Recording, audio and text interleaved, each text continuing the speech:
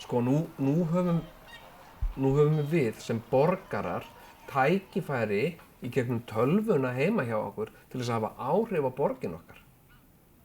Í fyrsta skipti. Finnst þér það ekki magnað?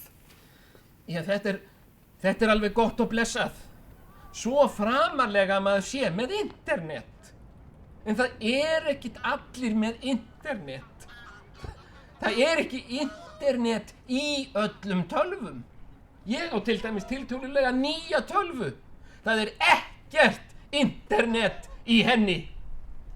Og hver á að fara allan bæ hér og setja internet í allar tölvur? Á ég að gera það?